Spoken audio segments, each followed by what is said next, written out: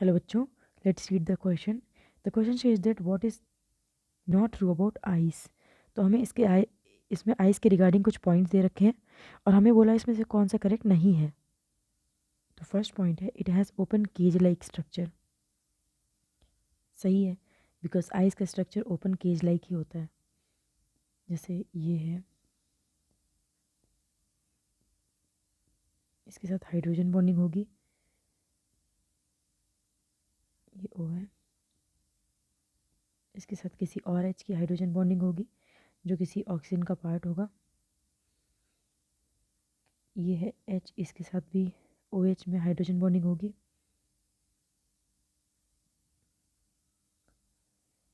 इसका एच होगा, ये ऑक्सीजन के साथ हाइड्रोजन बॉन्डिंग करेगा. तो इस तरह का कुछ केज लाइक स्ट्रक्चर बाद में बनेगा.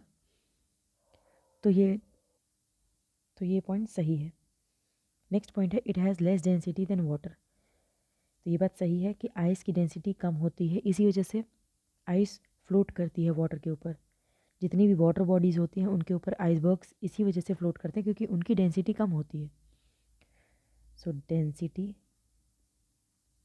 Of ice is greater than density, sorry, less than density of water. Ice की डेंसिटी वाटर की डेंसिटी से कम होती है, इसी वजह से वो ऊपर आ जाता है. तो ये पॉइंट भी हमारा सही है. नेक्स्ट पॉइंट है each O atom is surrounded by 4 hydrogen atom.